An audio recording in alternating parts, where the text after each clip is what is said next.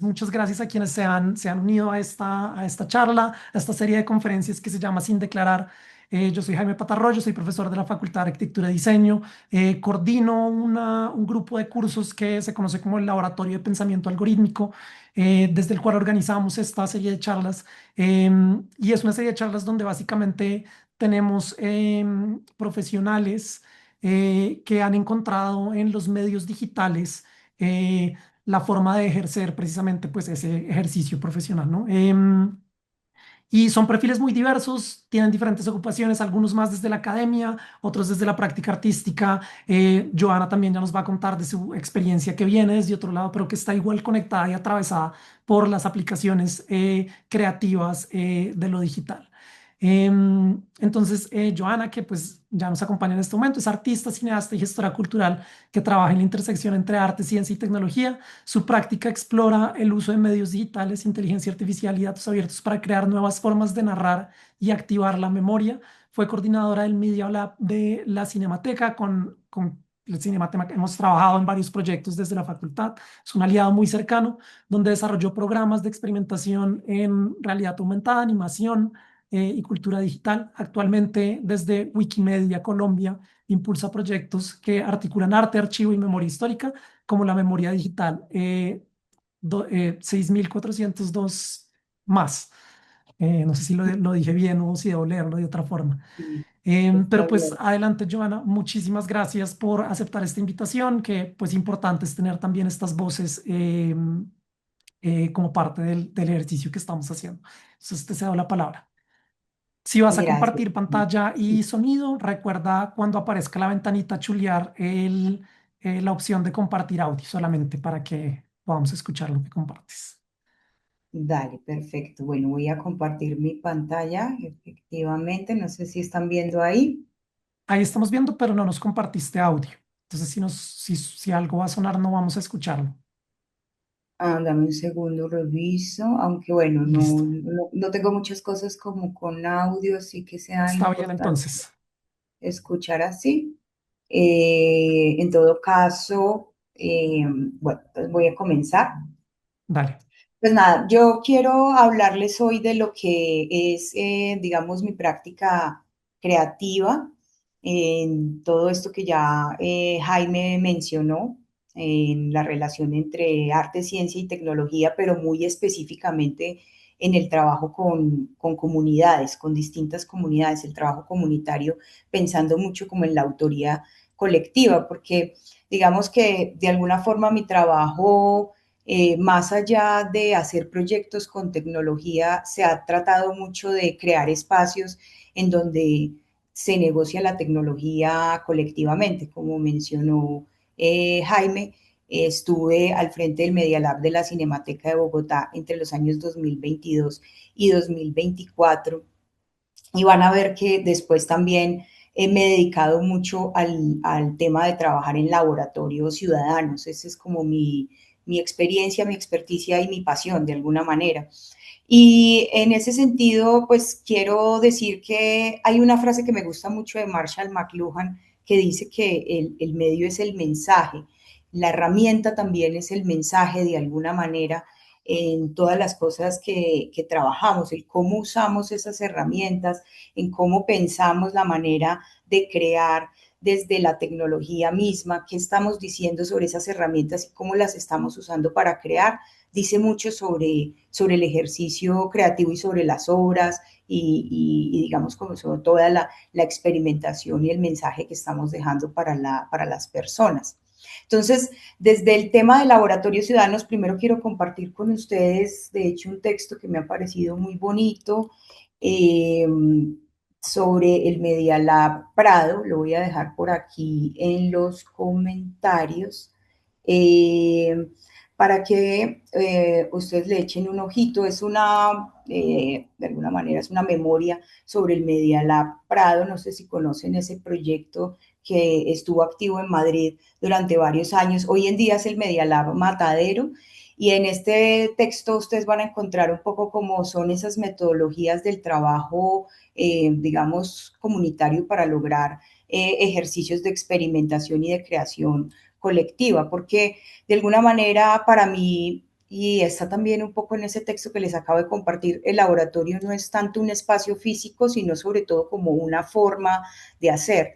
Los laboratorios ciudadanos yo los entiendo como lugares de encuentro, de colaboración, de experimentación, sí, de colaboración colectiva en los que cualquier persona puede tomar parte, ¿cierto? Y de alguna forma los errores y los hallazgos son la base de lo que sucede, ¿cierto? Se entiende también ahí como, digamos, lo colectivo desde una perspectiva en donde, digamos, nadie lo sabe todo, pero todo el mundo sabe algo, de tal forma que todo el mundo puede aportar a un todo y generar así una experiencia colectiva de trabajo comunitario en donde todos podemos ser creadores a la par, ¿cierto?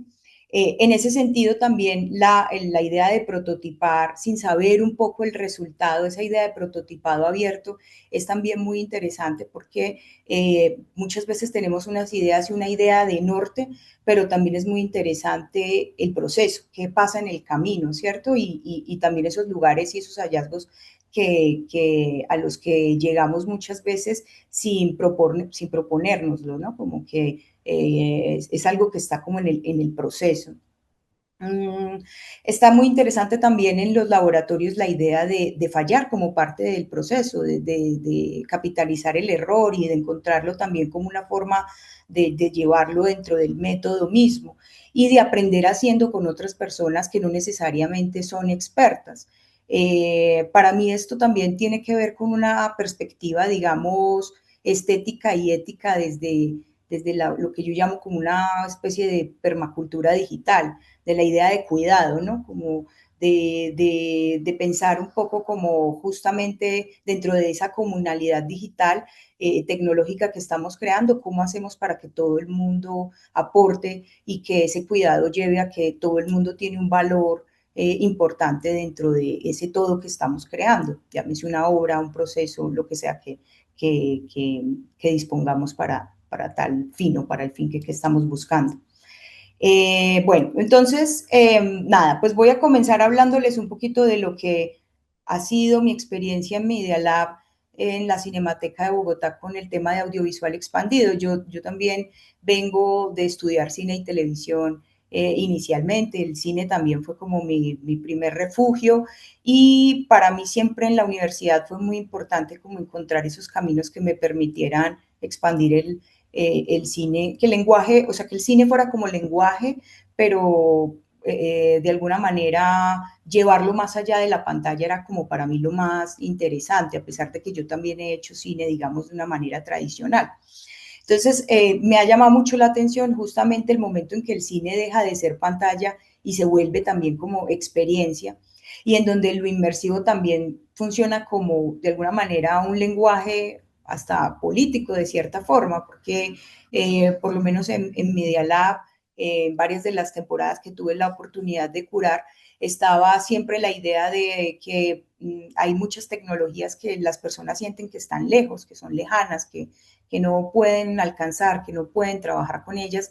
Y pues para nosotros allí era como muy importante justamente que esas tecnologías fueran accesibles, de poder trabajar con lo que tuviéramos, ¿no? Y de poder generar soluciones y bueno, como trabajos, obra también, que surgiera justamente de esas herramientas a las que teníamos acceso y de otras que podíamos crear en el camino.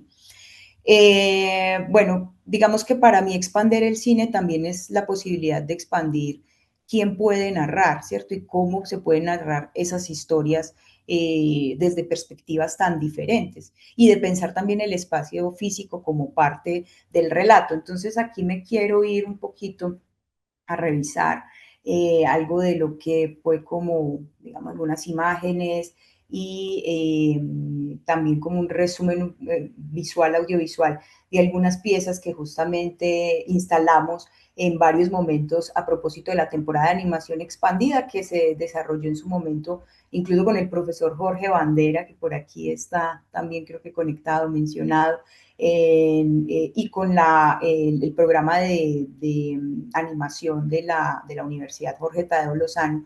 Lo que ven aquí es justamente como los tipos de públicos que estábamos vinculando a temporada, ¿cierto?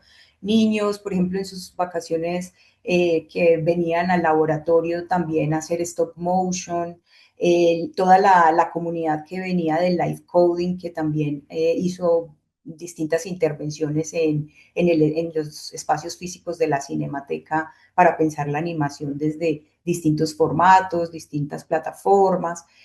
Aquí ven, por ejemplo, ustedes imágenes de personas mayores de los centros día del distrito, de acá de Bogotá, que también se unieron a los laboratorios y a los talleres para aprender a hacer stop motion.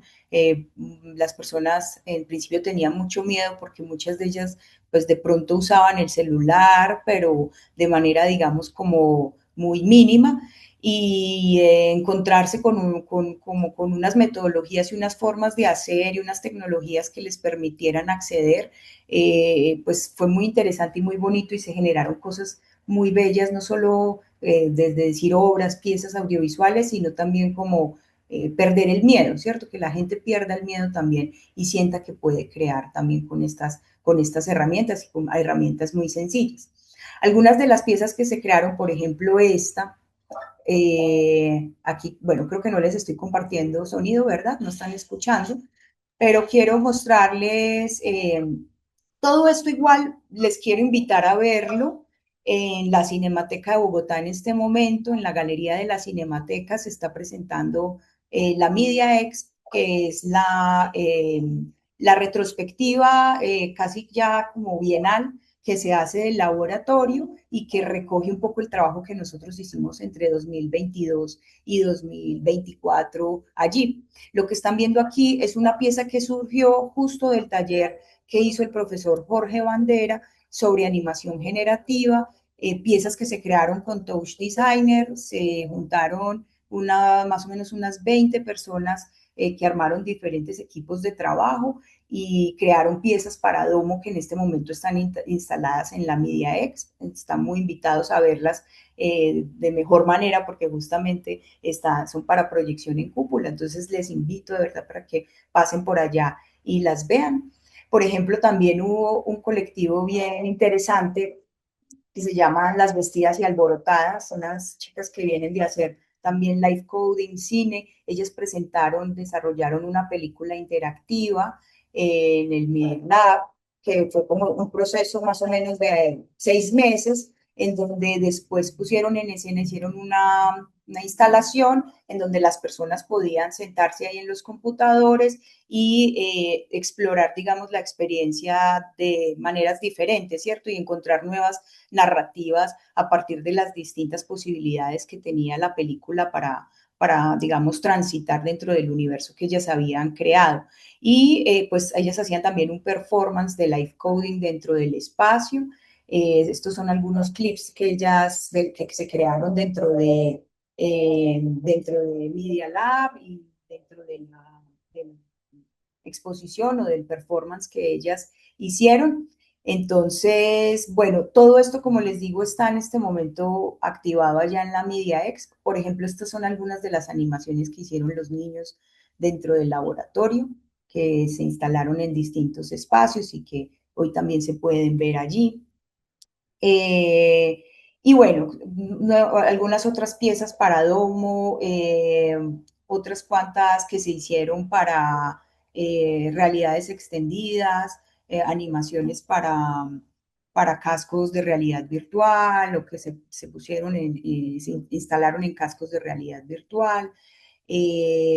Bueno, hubo como distintas aproximaciones allí y distintos públicos que pudieron participar y crear cosas pues muy interesantes. Por ejemplo, acá también tuvimos un taller con Edna Orozco sobre videomapping y esta pieza también estuvo bien interesante, se pudo instalar en la muestra final de la temporada.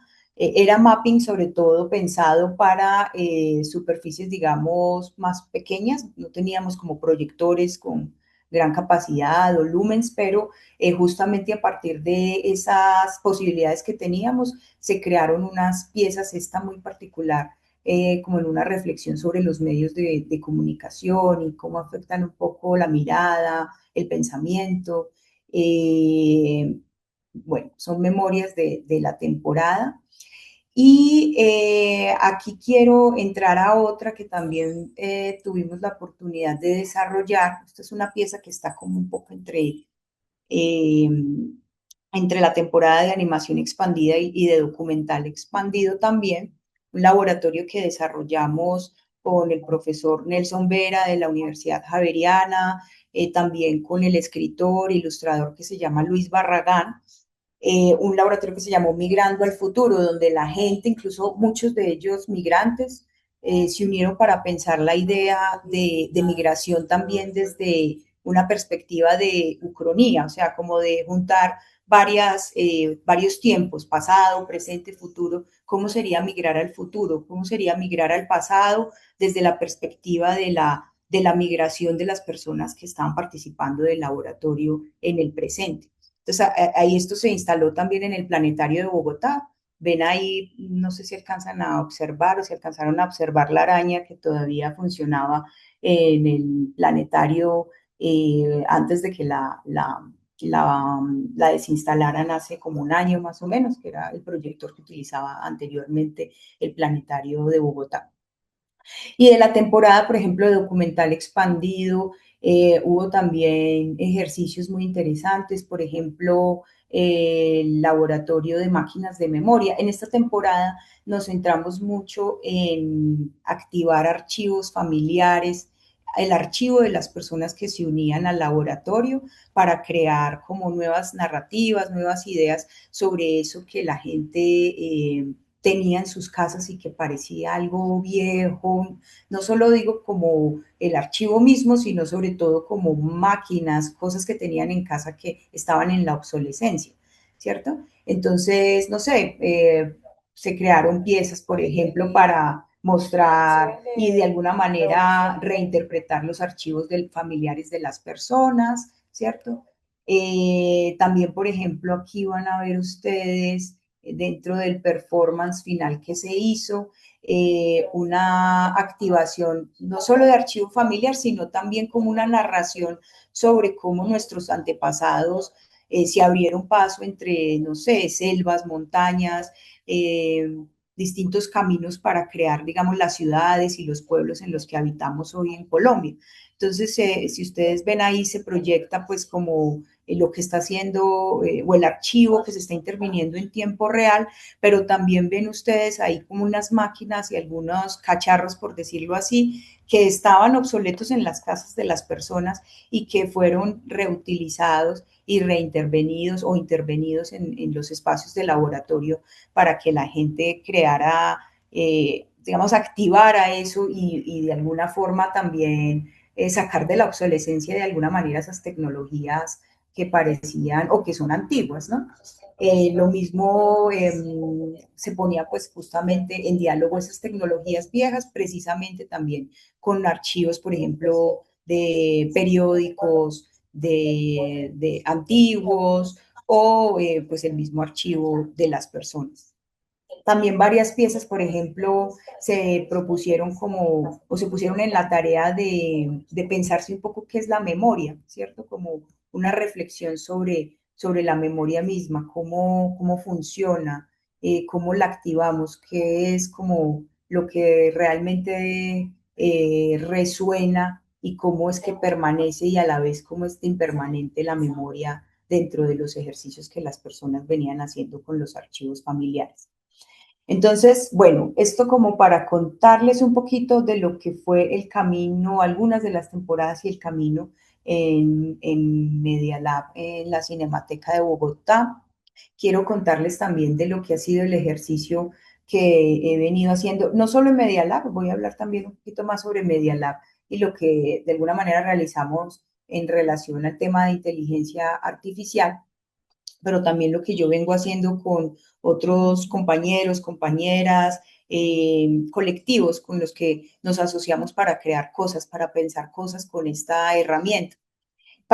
Digamos que para nosotros, cuando hablo de nosotros, ahorita voy a hablar de varias personas con las que trabajo, eh, pensarnos la inteligencia artificial es también pensar de alguna manera, pensar estas herramientas también como una cosa que reproduce imaginarios y es como importante para nosotros pensar justamente cuál es ese imaginario que estamos reproduciendo en el uso de estas tecnologías al hacer cosas y a producir ejercicios creativos con esto. Algo que es muy importante para nosotros es pensar el dataset, porque de alguna forma el dataset implica una ideología, ¿cierto? Por lo que la forma en la que están entrenados muchos modelos y sobre todo con qué se alimentan, que es justamente el dataset, va a generar unos resultados específicos. Vemos en muchos modelos de inteligencia artificial sesgos de todo tipo, de género, de raza. Entonces, y entre otros, ¿no? Entonces es para nosotros como muy importante pensarnos como la idea del dataset. Y en ese sentido, pues entonces generar imágenes también se convierte como, de esta manera, como en un acto político.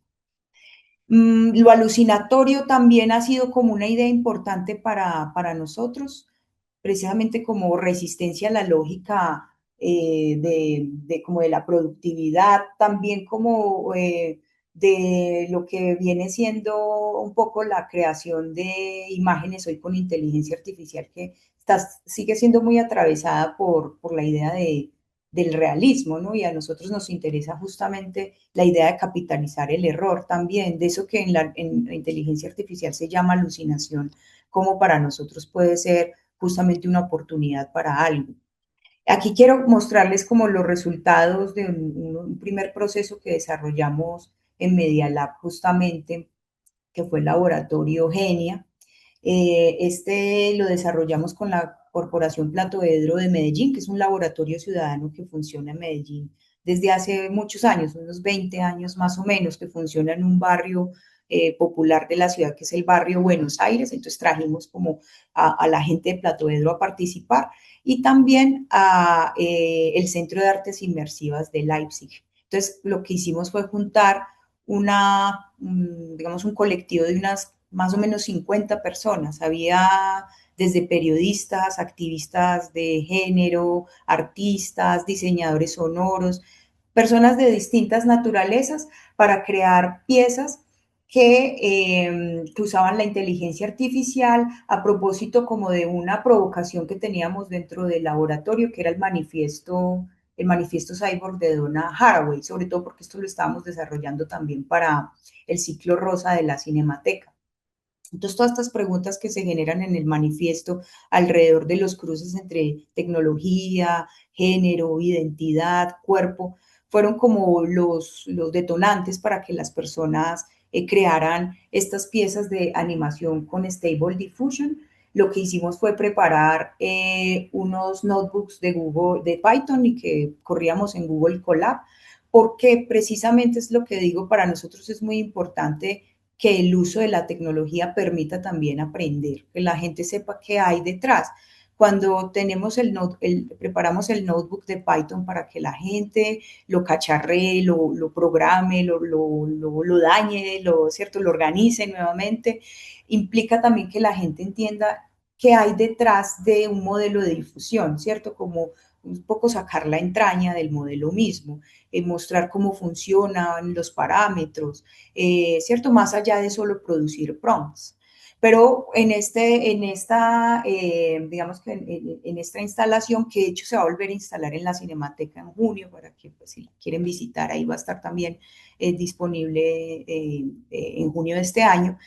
Eh, Teníamos también la intención y también los prompts estaban ahí dentro del ejercicio creativo. Entonces, para nosotros, algo que hicimos dentro de la instalación fue poner este panel LED que funcionó un poco como un tótem de alguna manera, pensando en que la palabra, que es con la que se crean las imágenes en este ejercicio de crear, pues o hacer imágenes generativas con este tipo de modelos, es como un poco, diríamos que la semilla fundamental, ¿cierto? Entonces, y porque también el ejercicio era justamente de abrir la entraña de lo que estábamos haciendo, ¿cierto?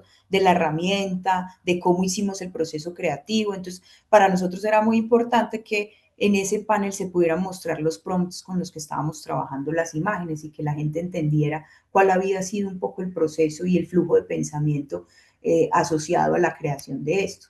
Entonces, de alguna forma funcionó como un collage en donde dispusimos todos, pues como las piezas, ¿cierto? Habían varias, algunas que estaban instaladas así tipo como espejo, pero también les hablé del Centro de Artes Inmersivas de Leipzig. De allá vino una persona, un artista sonoro que se llama Félix Teufel, que muy generosamente dispuso para nosotros un software que él venía diseñando para hacer sonido inmersivo.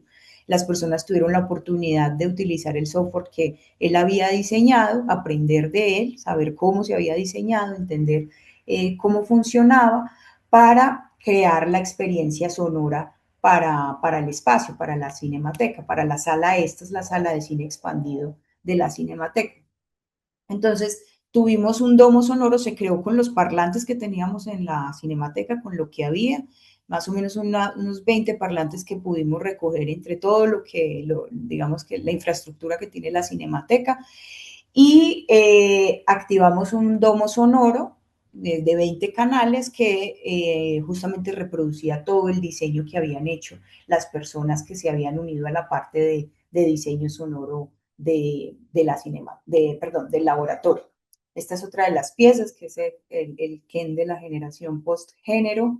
Y bueno, hay otro montón que ustedes ya podrán ver mejor en una nueva instalación que se va a hacer, como les digo, en junio en la Cinemateca de Bogotá. Yo posteriormente de esto quise como experimentar un poquito más y creé en OpenSea pues como una galería de NFTs con el interés no más que de, ¿qué les digo yo? Como de cacharrear, ¿no? Como de ver, de observar, de mirar cómo funcionaba esto y cómo era, pues, como producir o convertir esto en un fungible token, ¿cierto? Y cómo es un poco como llevar este tipo de piezas, de experiencias, experimentos a la Web3, ¿cierto? Entonces esto fue algo de esas piezas que ya pues yo creé también dentro del laboratorio y que después llevé a OpenSea como para, un poco para experimentar más que otra cosa. Ahora que pues quiero mostrarles como algunos ejercicios especulativos que venimos haciendo, en particular con mi amiga querida colaboradora Ana Guzmán, quien es ahora la directora del Media Lab de la Cinemateca.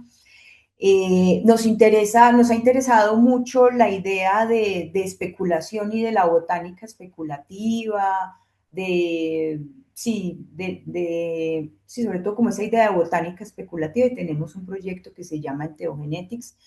Enteogenetics en este momento está en construcción, lo que les estoy mostrando no está publicado ni nada, solamente les quiero hablar del proceso, ¿no? Como en qué vamos y qué es lo que estamos pensando hacer. Para todos estos ejercicios está muy bienvenido la colaboración. Mentes, amigas creativas que quieran ayudarnos en todo lo que les voy a mostrar a continuación, es muy bienvenido. Entonces, bueno, nosotros empezamos como con una idea.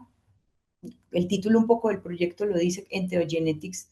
Un poco lo que estábamos pensando en un inicio es, o viene la pregunta de, bueno, ¿qué nuevas plantas pueden salir del cruce de plantas ya existentes, ¿cierto? Desde una mirada especulativa. Por eso yo les hablaba ahorita de la idea de capitalizar el error, lo alucinatorio, eso que en la inteligencia artificial se llama alucinación y que para muchos es justamente lo indeseable, ¿no? Para nosotros es lo deseable. Entonces, bueno, nos veníamos preguntando eso, ¿qué pasa si cruzamos, no sé, borrachero con peyote, ¿cierto? O, no sé, ayahuasca con borrachero. ¿Qué nuevas plantas pueden surgir ahí, ¿cierto?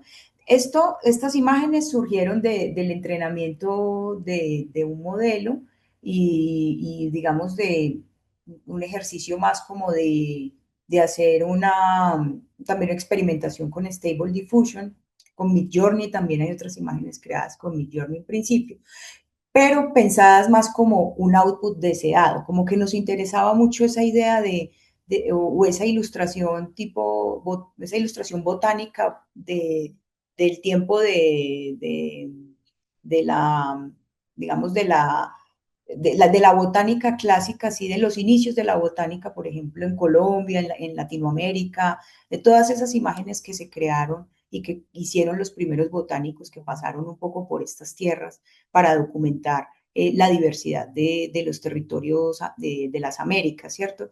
Entonces, esa era como un poco, esa ha sido como un poco la idea en lo estético, pero nosotros en un inicio lo que queríamos, como que nuestro deseo, era que estas imágenes se pudieran crear, que este output se pudiera generar, no tanto con modelos generativos de imagen, sino, por ejemplo, con cadenas, cruzando cadenas de ADN. Esta idea se nos ocurrió hace ya un rato, cuando la inteligencia artificial, pues ustedes saben que la inteligencia artificial como que estas tecnologías asociadas a la inteligencia artificial andan muy rápido, ¿no? Y para ese momento, pues parecía como algo como imposible, como cruzar cadenas de ADN para generar imágenes, ¿no? Hoy en día, por ejemplo, hace unos meses salió esta noticia que les voy a compartir aquí en el chat de un profesor, que es el director de la de la Sociedad de Ciencia de Datos y de Inteligencia Artificial de Australia. Ahí ustedes ven pues la noticia es que logró curar el cáncer que tenía su perro, ¿no? Es muy loco porque es real, o sea, como les digo, bueno, ustedes, esta es por ejemplo una fuente pues como confiable, pero revisen ustedes varias fuentes y échenle ojito a esto porque es muy loco porque él empieza con una conversación así con ChatGPT que yo dije, ay Dios mío, al fin se hizo algo interesante con todo esto. Eh, y lo que él hace es un poco una decodificación del tumor del perro, de su mascota, usando una herramienta que se ve muy interesante y que creo que puede ser capitalizable para nosotros en este proyecto, que se llama AlphaFold, que es una herramienta que permite doblar como cadenas de ADN. Estoy por revisar estas cosas porque justamente es lo que quisiéramos hacer, generar imágenes a partir digamos, del cruce justamente de ADN de plantas. Eso es como el input y el output deseable, ¿cierto? En un camino posible. Luego, pues nosotras también, antes de que esto que les estoy contando estuviera ocurriendo, nosotros también veníamos pensando en otras ideas, como bueno, ¿y cómo podemos realmente potenciar esta idea a pesar de que no podamos en este momento crear imágenes a partir del doblado de cadenas de ADN o de la juntanza, por decirlo así, o de la mezcla, pues como de ADN de plantas efectivamente? Entonces, pues nada, dentro de toda la investigación que empezamos a hacer sobre este tema de cómo alucina o sea, de qué se trata esto de la alucinación en la inteligencia artificial, de qué se trata la alucinación en los seres humanos, encontramos que el ruido cumple un papel fundamental en todo esto. Y esto nos llevó a uno de los padres de la inteligencia artificial, que es Alan Turing. Encontramos que el ruido está en muchos procesos de la naturaleza y que juega un papel fundamental en muchas cosas. A ver, si hablamos de los mecanismos estocásticos de Turing, estamos hablando de un modelo matemático que explica cómo algunos patrones autoorganizados en la naturaleza, incluso por ejemplo, no sé, cuando uno lee el paper de Turing sobre esto, habla de muchos fenómenos, hasta de la piel de las cebras, de cómo se emergen esos patrones a partir de sistemas de fluctuaciones aleatorias. Entonces, encontramos que cuando cuando el cerebro es estimulado por una sustancia enteógena, alucinógena, porque a eso nos referimos con enteógenos, todas esas sustancias que se usan o que usa la humanidad para ampliar los límites de la percepción, lo que encontramos es que se genera un ruido dentro del cerebro que conduce a la formación de unos patrones geométricos que producen alucinaciones visuales, como las que observamos aquí, ¿cierto? Que muestran de alguna manera la arquitectura de la red neuronal del cerebro.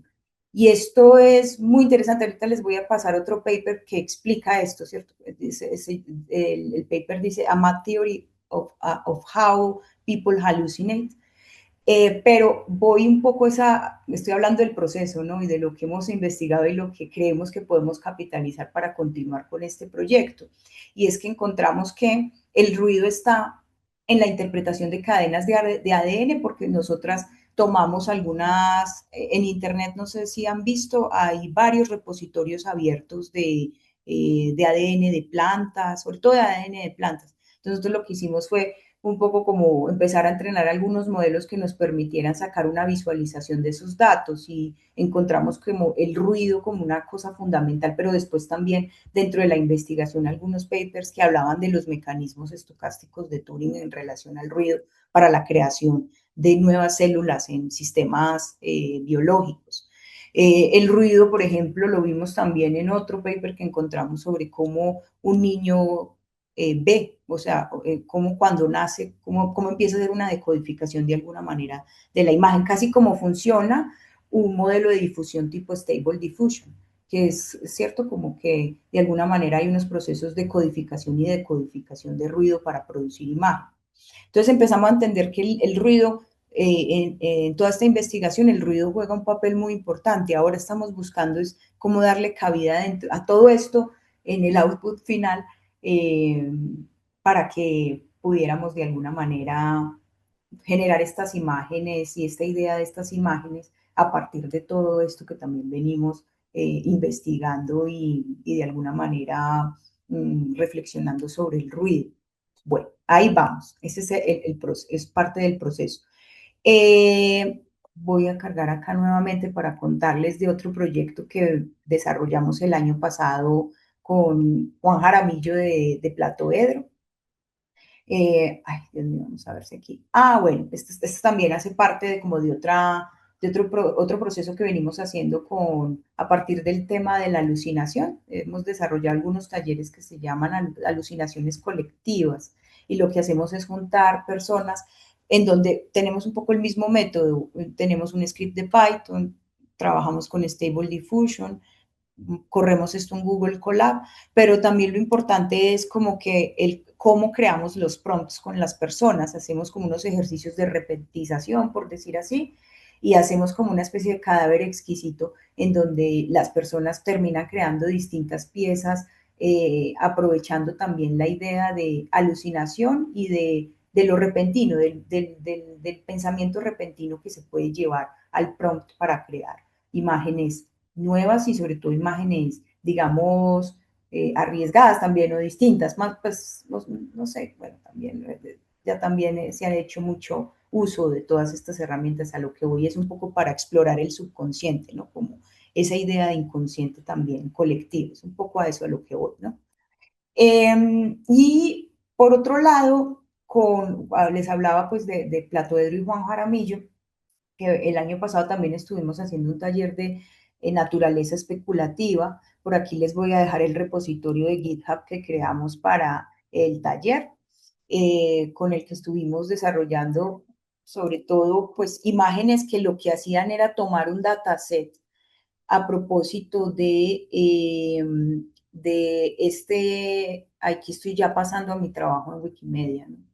Y es un repositorio abierto que hemos creado el año pasado sobre biodiversidad de Colombia. Todas estas imágenes que encuentran acá, hay unas que están como un poco random, pues, porque también pusimos como una categoría de problemas ambientales, pero es un repositorio de más o menos, bueno, vieron ustedes casi 1.400 imágenes que la gente, y hablo de la gente, es como unos 80 editores en todo el país que subieron imágenes sobre naturaleza de Colombia, sobre biodiversidad de Colombia.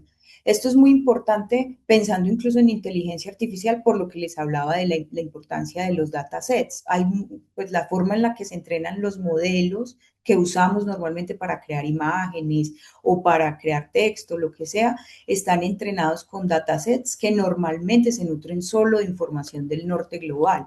Entonces, para nosotros es muy importante también generar datasets desde nuestras propias realidades, desde nuestros contextos, desde nuestros territorios.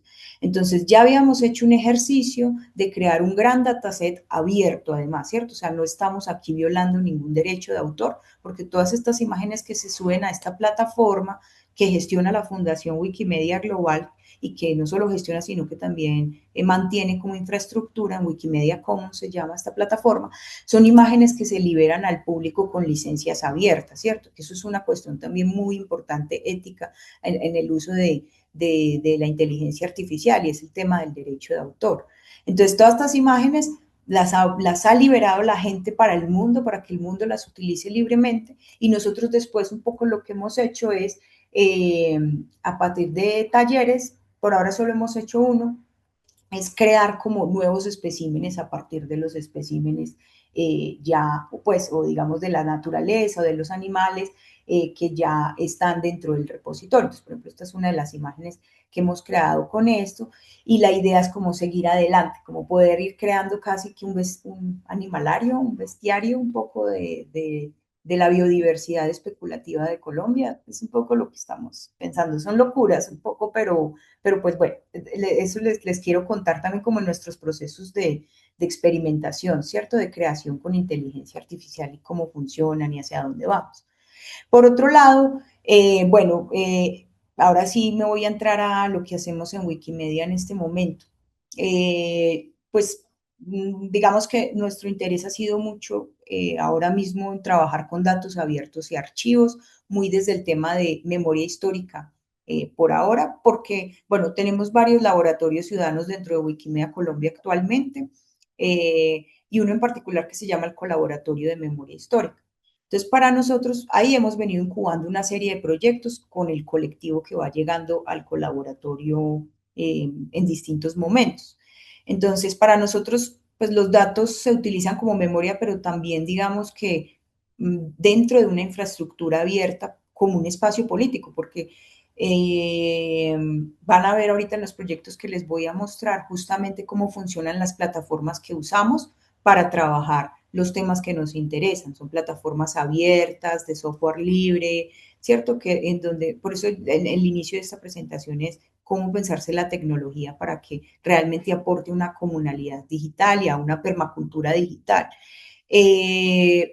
Para nosotros también la visualización de datos pues se ha convertido como en una posibilidad muy interesante también para generar nuevas narrativas. Estos proyectos que van a ver a continuación están en construcción y están también abiertos para que otros nuevos creativos lleguen y nos aporten y sigamos construyendo juntas y juntos.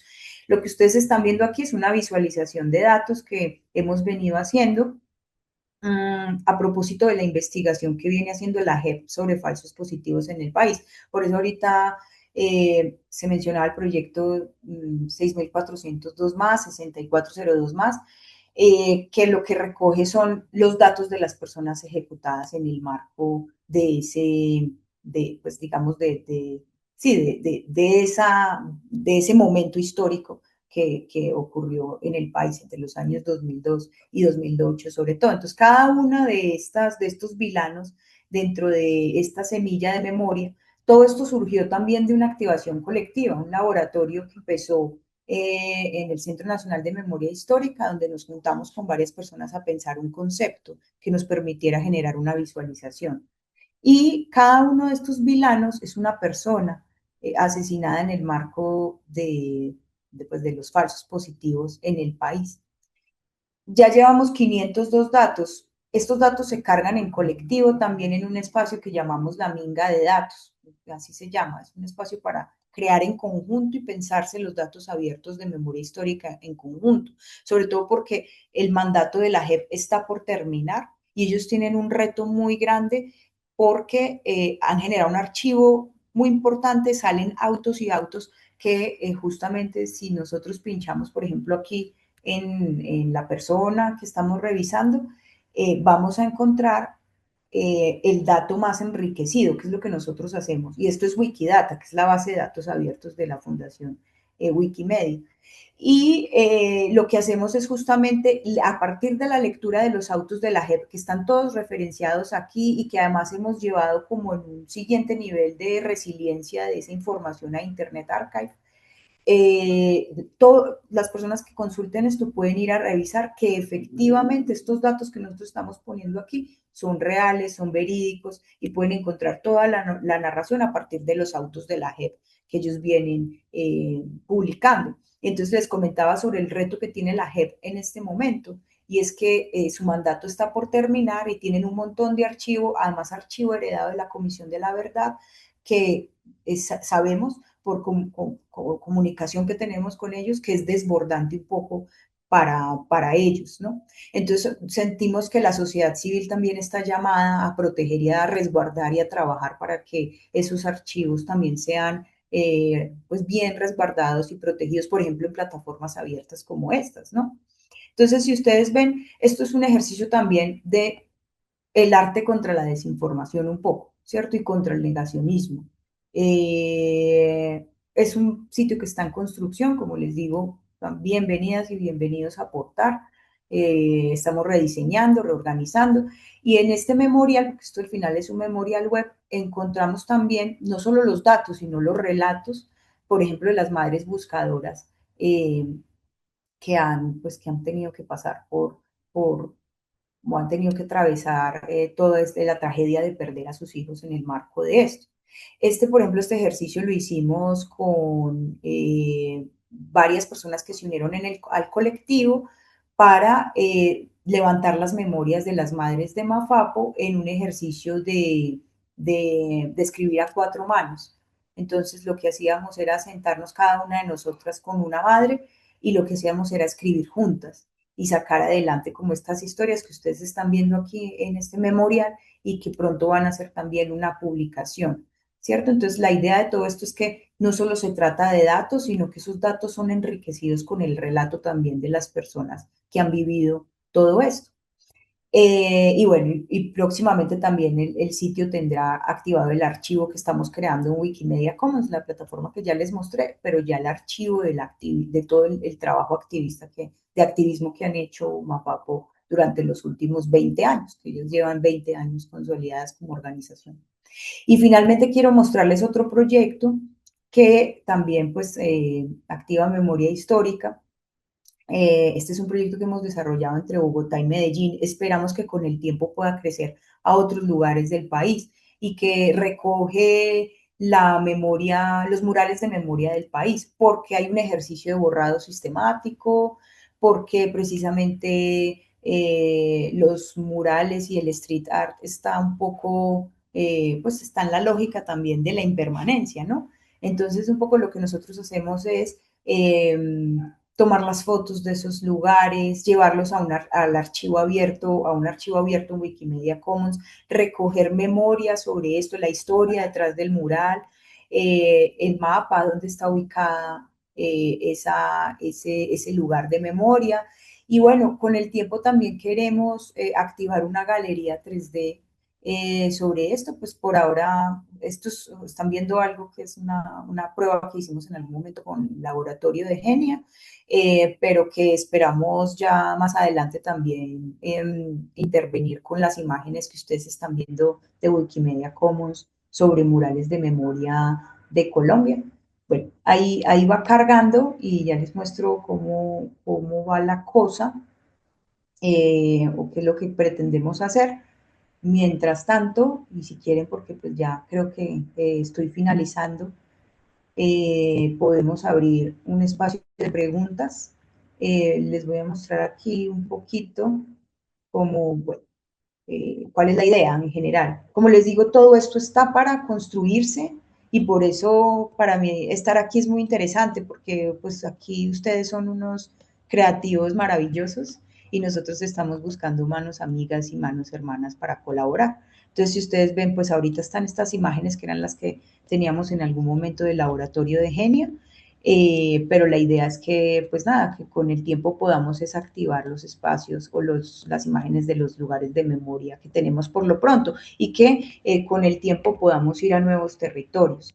que no solo sea Bogotá y Medellín, porque eso es demasiado centralista, es importante poder ir a otras regiones, pero bueno, con el tiempo también iremos encontrando el camino para hacer esto. Pues nada, o sea, yo esto es lo que quería contarles, ya como terminando mi presentación y dejando como unas conclusiones, yo pues quisiera eso, contarles pues que yo creo que, pues ahí vieron ustedes, como que mi trabajo se ha centrado mucho en la experimentación, ¿cierto? Ven ustedes que yo he trabajado pues digamos, como en laboratorios, en cine expandido, con inteligencia artificial, con datos abiertos, archivos abiertos, pero pues en el fondo digamos que lo que hay en todo esto se trata como de crear espacios donde la tecnología no está dada simplemente, sino que de alguna manera está para ser cuestionada, reimaginada y sobre todo habitada colectivamente. Entonces, pues eso era lo que yo quería contarles hoy.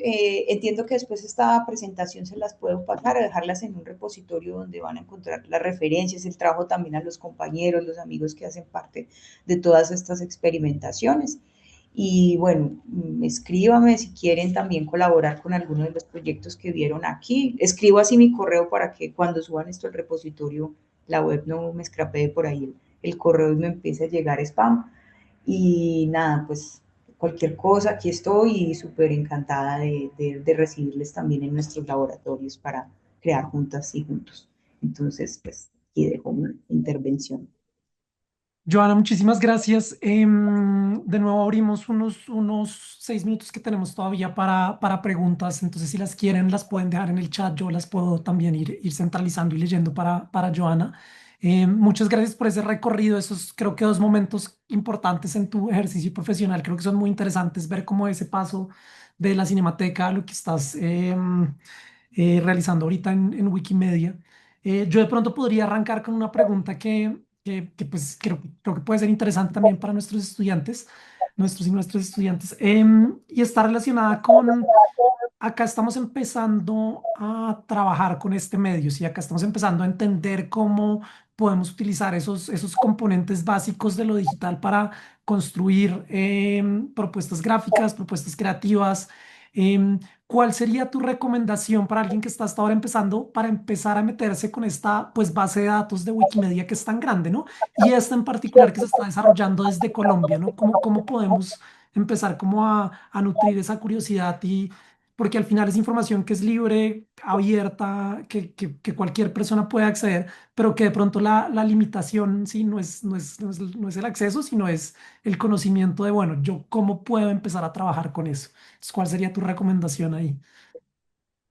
Bueno, pues yo creería que para las personas que están interesadas en el tema de datos, de visualización de datos, en el tema de archivos, van a encontrar aquí una posibilidad muy interesante porque miren ustedes que a la hora de uno gestionar bases de datos y meterse con el tema de gestión de datos pura y dura, encuentra uno ahí sí un poco unas limitaciones y unos muros muy grandes porque no hay comunidad detrás o una comunidad amplia que esté también como activa, hablando sobre el tema, que esté con ganas de compartir, de hacer. Miren, la primera vez que yo empecé a jugar con datos y sobre todo con los datos que les mostré, yo no tenía ni idea de cómo editar en Wikidata, no sabía nada, o sea, apenas sabía que era una base de datos abierta y me gustaba simplemente por el espíritu del proyecto, ¿no? Porque yo llegué a Wikimedia editando antes de estar trabajando para la fundación. Y lo que encontré fue una comunidad súper abierta, o sea, como un montón de gente que uno llega con preguntas desde las páginas de discusión en Wikidata misma o en Wikimedia Commons, hasta en Reddit, en diferentes escenarios en donde uno tenía preguntas y había una comunidad como muy amplia y muy interesada en compartir, en ayudar, en ayudarle a uno a comenzar. Los primeros datos que yo subí en masa los subí el año pasado en una hackathon de Wikimedia, porque, bueno, el proyecto que no estaba en nada, era apenas una landing page, llamó mucho la atención y fue seleccionado como para ir allá. Y allá empezamos. Yo nunca había todavía tenido como la oportunidad de editar mucho y menos de subir datos en masa, pero allá encontré un colectivo que quiso unirse a trabajar conmigo y aprendí un montón. Y entonces de ahí pude traer como también conocimiento y algunos enlaces, amistades que también nos han ayudado aquí a construir con los colectivos acá. ¿Sabes? Entonces a lo que voy es que quiero decirle a las personas que les interesan este tema de archivos, datos, etcétera, que lo interesante de Wikimedia es que ya hay una infraestructura ya muy robusta que sostiene una comunidad global que está súper interesada en compartir, que desde Wikimedia Colombia, por supuesto, estamos para escucharles y para, ¿saben? Como si tienen dudas, si tienen algún proyecto en marcha, quieren poner algún proyecto en marcha con archivos, con datos, cuéntenos que estamos súper abiertos y contentos de ayudar y de encontrar los colectivos correctos para que podamos colaborar. Entonces, eso yo quisiera responder a tu pregunta, Jaime, que a pesar de que existen esos primeros, como esas primeras limitaciones, se supera muy fácilmente cuando vamos al colectivo, a la colectividad, a buscar, no solo en Internet, sino también, como les digo, aquí también hay un colectivo que está soportando y ayudando a que estas infraestructuras también crezcan, estas infraestructuras de lo abierto sean realmente abiertas y se puedan compartir y sean colaborativas. Entonces, eso, como contarles eso. Aquí estamos para ayudar. Gracias. Tenemos todavía, yo creo que unos minuticos. Sergio todavía no está conectado, entonces voy a hacer otra pregunta que también de pronto puede ser interesante. Em, Pensando en, aquí estamos, sí, estamos con estudiantes que están en más o menos la mitad de su carrera, están en formación, están en la mitad de su formación, como que todavía hasta ahora están empezando a conocer este mundo de las aplicaciones creativas de la tecnología. Em, ¿Qué recomendación desde tu experiencia, desde el camino que ha tenido que recorrer Joana, podrías darle a quienes se interesan por estos temas, ¿no? Que a veces, sí que también le decía la pregunta a Andrés, como que uno cuando está hasta ahora arrancando dice como tal vez llegar allá, o sea, lo ve como algo como muy difícil, muy lejano, y sobre todo en un recorrido que yo siento que no tiene también como un camino estructurado, ¿no? Como que cada una de las personas que ha presentado ayer y hoy, em, pues son recorridos muy diferentes, entonces como que a veces no es tan claro como por dónde seguir, pero creo que todos compartimos o podemos compartir unas experiencias y unas recomendaciones para nutrir ese ejercicio. Entonces no sé cuál quieras dar tuya para ir cerrando. Bueno, pues yo quisiera recomendar como la idea de la curiosidad, ¿no? De llamar a la curiosidad, ¿cierto? Que no se pierda ese interés y esa curiosidad, a pesar de que el camino a veces puede ser eso, como tú dices, abstracto, que uno no entiende bien como por dónde seguir. Por eso mi intervención estaba muy centrada en el tema de los laboratorios ciudadanos. Yo quisiera seguir haciendo énfasis en eso, en que busquemos la forma de colaborar, ¿sabes? Como de ir a encontrar tenemos muchas preguntas y hay muchas personas que nos pueden ayudar a responderlas, proyectos, ideas, que muchas veces uno dice, pues pucha, estoy atascado, no sé por dónde seguir. Porque el camino es el proceso, ¿sabes? O sea, como que yo no creo mucho en la idea de yo quiero llegar a ser el director del MIT, Media Lab del MIT, ¿sabes? O sea, claro, todos quisiéramos algo así, pero quiero decir que es el proceso y vivir esa experiencia de aprender desde distintos lugares, desde donde sea que uno esté en el momento en que uno esté, que realmente creo que es lo que permite también le permite a uno como crecer. Entonces la idea de colaboración para mí siempre es como muy importante, como que uno tiene un proyecto, una idea, y es ahí donde empiezan a construirse los caminos para llegar a otros lugares, a nuevas instancias, a crecer profesionalmente, etcétera. Pero a veces uno se siente como frustrado, como, pucha, no sé por dónde seguir acá. Y ahí es donde yo digo que buscar los laboratorios ciudadanos que hay, o los laboratorios en general, hasta campesinos, porque lo hay también, ¿sabes? O sea, no estoy hablando solo de ciudad, pero esos laboratorios de experimentación son también como los lugares como muy propios, muy prolijos, para que la gente pueda encontrar respuestas y nuevos caminos. Hablo no solo, por ejemplo, el Media Lab de la Cinemateca en Bogotá, la línea de Arte, Ciencia y Tecnología, estamos hablando de espacios institucionales, Wikimedia Colombia, hay muchos otros espacios y lo que yo pienso es que lo que nos falta como sociedad un poquito más aquí es crear laboratorios ciudadanos que sean gestionados por la ciudadanía, ¿sabes? Como que nosotros mismos están siempre en las universidades, en instituciones, y a veces eso es pone una barrera de acceso para mucha gente. Qué bueno que pudiéramos hacer más ejercicios de construir laboratorios desde nosotros mismos, ¿sabes? Donde no tiene que avalarnos una institución ni nada de esto. Es porque la idea del laboratorio está en el hacer, ¿sabes? Como eso de juntarnos en comunidad para crear. Entonces, eso, como que siempre que uno esté frustrado y tenga, no sé, como preguntas, buscar el colectivo, los colectivos para salir adelante y crear algo nuevo y evitar eso que genera tanta frustración, que es como quedarse con preguntas sin poder resolver y poder como dar el siguiente paso. Entonces yo diría eso por lo pronto. Bien, muchísimas gracias, Joana. Muchas gracias por esta pues, perspectiva también desde la gestión. Creo que sirve también para conectar con la Cinemateca. Wikimedia tiene muchas actividades que son pues, gratuitas, abiertas también. Entonces, pues es una invitación a quienes están interesados en estas cosas, pues a seguir a estos espacios y pues poder también conectarse pues con una red que se dedica a trabajar en estas cosas que pues puede ser interesante seguir explorando.